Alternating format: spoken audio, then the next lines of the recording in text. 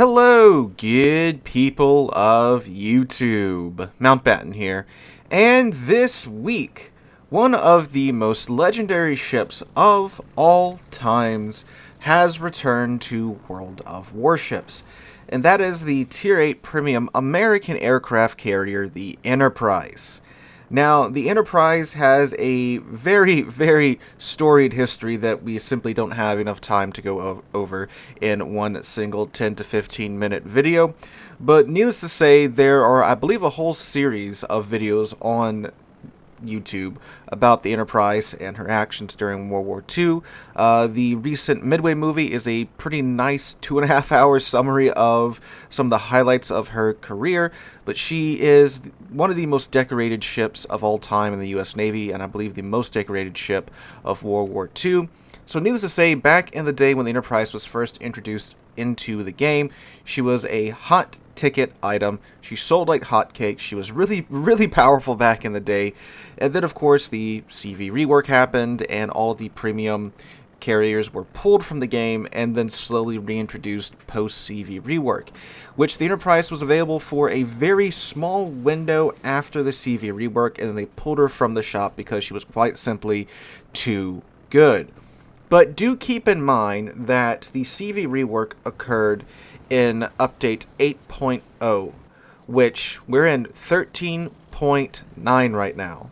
So this is a full 4 updates ago. I'm sorry, actually 5 updates ago at this point, getting close to 6 updates ago. So that's roughly about 5-ish years ago.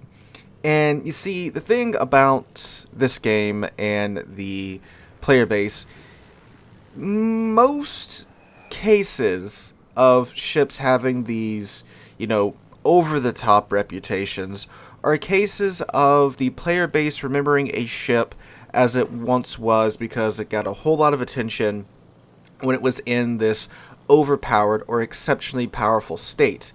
And that reputation sticks with that ship. Kremlin is a very good example of that. It's kind of died off now, but for years after the Kremlin received a number of much-needed nerfs, many players still swore up and down that the Kremlin was the most powerful battleship in the game because of, again, the state that she released it, in which, yeah, she was broken when they released her, but she got nerfed fairly quickly afterwards. Same with ships like the Enterprise, like we'll talk about here in a second. Petropavlovsk, yes, she was very powerful in testing. Yes, you could rail ships across the map with her guns and still Citadel a lot of battleships across the map with her guns. But that got nerfed. And then they nerfed her even more after she was released by raising her up out of the water to where you can actually hit her Citadel now. Stalingrad, while not receiving any direct nerfs, she has been through a lot in terms of global changes that has indirectly nerfed her from being an absolute, godly figure of a ship to being more of a really strong ship. So the same thing has happened with the Enterprise, and she carries this reputation of being a very, very powerful carrier, which is not necessarily the case today.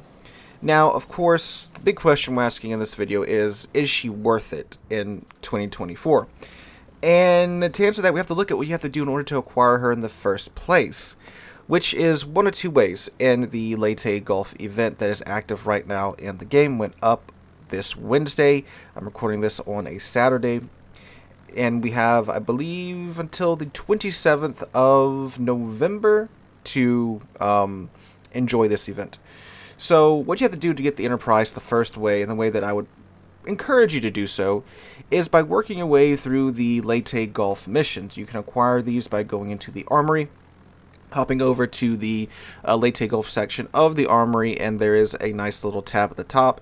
You click on that, you click on the first icon there, you click participate, and then you will see the combat missions show up in your port, and then from there you just work your way through the missions. There are 6 stages of missions in this event. Going through 5 of these stages will get you the Tennessee, the Tier 8 Premium American Battleship, which I would highly encourage everyone to pick up for 2 reasons. 1, it's a free Tier 8 Premium ship that you get by just playing through the missions. 2, it's an actual very good Tier 8 Premium free ship, which is, lots of times in this game when free premium ships are given away, They aren't the most bestest ships, shall we say, but the Tennessee is a very good one. So that's 5 missions. If you complete the additional combat chain, you will then be allowed to purchase the Enterprise in the Armory and the Premium Shop. The kicker here is we don't know for how much. I would like to believe that Wargaming would charge the normal price for a Tier 8 Premium for a ship that you have to grind your way through missions for, which would be about 50 to 53 US dollars. However, if you read the article, which I'll link in the description down below, it says completing it will unlock the special Enterprise bundle in the Armory and Premium Shop. So then it's like, oh, okay. Do they mean bundle, like where you get the Enterprise and maybe some side goodies? Or is it an Admiral bundle? An Admiral bundle, an Admiral pack, that's a pack that where you get like a 10-point commander, a bunch of, economic bonuses, some credits, and some other goodies. It is $100 worth of stuff, but since it is $100 worth of in-game items, you have to pay $100 for it. Usually, abouts for again the Tier 8 range. So, you have to grind your way through the missions to get the Enterprise. Then you have to drop $100 on the Enterprise in the event. Which, I mean, you're getting the Enterprise, and you know what you're getting out of the bundle. So that's one way to do it. Granted, it could also not be an Admiral pack. It could just be like the Enterprise and like a 6-point commander, which may be like $60, which is a lot more reasonable. We don't know, because Wargaming has not informed us yet. So that's a bit of a toss-up. I'd say you should be grinding through the combat missions anyway in order to get the Tennessee. One more mission to get the Enterprise. Why not complete it and see what it is being sold for? The other way you can get the Enterprise is in the Leyte Gulf containers. That, of course, involves a little bit of gambling. So, you have a 2% chance to get the ship from the container. And the thing is, it shares a slot where you can get a Tier 6 to 8 premium ship, which gives you a 6% chance of that happening. The other ships in the same slot as the Enterprise and the Tennessee are the Tone, the Wichita, the Otago, the Hugo, the California, the Issei, and the West Virginia 44. A few of those ships are quite good. The West Virginia 44, the Issei, and the Hugo and the Otago are very good ships in my mind. Wichita is solid. Tone and California are not really that great in my humble opinion, and they're not the Enterprise, right? So, yeah, you can gamble, potentially get the Enterprise for cheaper than whatever it is that they're selling it in the Armory for, but you're not assured to get it. So those are the two ways that you can get it. But is she even worth picking up right now? Well, you see, like I said, when the Enterprise was originally re-released post-CV rework, she was really, really powerful. Her AP bombers could easily nuke cruisers simply out of existence. It was very easy to get consistent, multiple Citadel hits on enemy cruisers. The rocket planes, this is before they had the firing delay, and with the small reticle that the rocket planes get, you could bully the ever-living crap out of destroyers. And I think this clip is somewhere on my channel, back to back I wipe out 3 destroyers. Me playing the Enterprise. I suck at CVs, as you can probably tell by the background footage here, but I was able to do that in the Enterprise. Just bang, bang, bang, knock 3 DDs out that were at like half health and lower with the rocket planes. It was dumb, right? So her torpedoes were also a source of good, consistent damage, and then, you bounce back and forth between the excellent rocket planes and then the amazing AP bombers, and all while you have these amazing squadrons, they all regenerate in either at or a little bit over 60 seconds or below 60 seconds for each plane. The rocket planes, you get another one every 44 seconds. And given how, mediocre the planes are in speed, by just flying around and doing CV things, you've got planes waiting for you when you get back. So it was very difficult to deplane an Enterprise, and it still is today. However, the Enterprise has gone through a number of global nerfs and changes. They have messed with the AP bomb reticle so many times across the board for CVs. And they've even messed with the way that the bombs fall. They used to fall more towards the middle. Then they said, nah, that's too much. We're going to globally change it to where the bombs fall toward the outside of the reticle. That was a little bit too much. Then they moved it back toward the inside. Now it's kind of like a 50-50 chance of the bombs falling, somewhere where they should, right?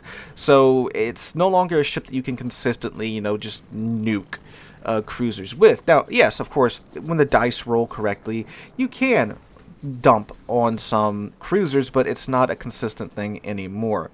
And then they also nerfed the damage of the bombs a couple of times globally across the board. So that, of course, hurt the Enterprise there quite a bit, because that was kind of her party trick, nuking cruisers out of existence. And now she can, do a solid amount of damage to cruisers, but it's not what it once was. And then the rocket planes, they nerfed the rocket planes. They nerfed the damage that the HE rockets did, I believe, at one point. We have the firing delay for the rockets now, to where it's really difficult to hit destroyers. Granted, if you are a god at predicting where the destroyers are going to be, the reticle itself is still quite small, so you can still do it if you're a good CV player, but your average Joe is going to really struggle to do it compared to how it was back in the day. And then they haven't really touched the torpedo. The torpedo planes are still pretty good, pretty consistent. American torpedoes, decently slow, but once you get used to dropping them super close to the enemy ships, good consistent damage all the way around. And I believe the plane speed was nerfed across the board as well. Again, another global nerf. So all of that has impacted the Enterprise in the last few years. However, she still has that really, really, really good plane regeneration time. You still have like a 44-second regeneration time for the rocket planes, and then I believe the torpedo planes and the bombers, they are like just over 60-ish seconds. So it is still a CV that's very difficult to deplane. Again, I'm playing it right now. This is a double up tier game to tier 10, and I'm not really running out of planes until the very end of the match in this background match. So if I'm not running out of planes, I can promise you won't be running out of planes either, unless you just fly straight into the flat clouds and you're not conserving your planes whatsoever, right? So it's kind of like the Kaga, where the Kaga is the Japanese CV that won't run out of planes. Well, that's what the Enterprise is today. So overall, in my experience with Tier 8 CVs, Premium and Tech Line, now keep in mind, I am equally terrible across the board, except in the Graf Zeppelin, That's the one CV I'm kind of okay in. But across the board for my Tier 8 CV experiences, Enterprise is still a very comfortable CV to play. And yeah, if you hone your CV skills, you put in the time, put in the effort to get better, you can do lots of amazing things with Enterprise. Again, just like the Kaga. The Kaga is very new player friendly, but once you learn how to play CVs and get better at it, your Kaga play is, of course, going to go up as your skill goes up. Same with the Enterprise here as well. However, I don't think it's something that's worth going through a couple $100 at the game for, because you can get the Kaga. It's in the premium shop right now, and you don't have to gamble for it. You don't have to grind your way through a mission chain for it and then drop maybe $100 at the end to get her. Now, if at the end of these combat chains, if they have the Enterprise sitting there for the price of a normal Tier 8 Premium, or maybe it is in a pack that you get a 6-point commander and a couple other trinkets, and it's like sub $70. Yeah, I mean, because when they do bundle these things together, you are typically getting your money's worth of items out of these bundles. But I really wouldn't drop like $100 on an Enterprise right now. Again, it's gone from being, a godly CV to just being a pretty good CV. So, while, yeah, it's the Enterprise, it's a historical ship, it's, again, if you're an American, you probably do want the ship anyway because of the historical value of the ship. I understand that, and that's cool and all, but just know that it's not this godly ship that it once was. So, Again, my 2 cents, if you can get it for the normal price of a tier 8 premium ship, or maybe a little bit more if they do give you, again, like a 6-point commander and some other goodies with it, sure, go for it. But if you got to buy some $100 Admiral pack, it's really not worth that, in my opinion, unless you're okay with getting all the extra goodies that comes with it. Because you do get, like with the Tennessee, I bought the Admiral pack to do the review because I'm not a CC. You know, I was cool with getting all the economic bonus flags and the 10-point commander and the credits and the other stuff that came with it. I was fine with that because, like, okay, cool, I can use that for other things. But again, if you just want the Enterprise and not the other goodies, it's not worth paying for them if you don't want that. You know what I'm saying? So guys, that is my 2 cents on the Enterprise and whether or not she is worth it in the year of our Lord 2024.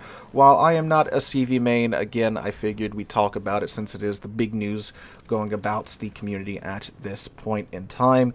So if you guys enjoyed, have a wonderful Sunday. Sunday. This is coming out on a Sunday. Wonderful Sunday, wonderful rest of your week. Hope you guys have a great week. Hope to catch you guys in the next one.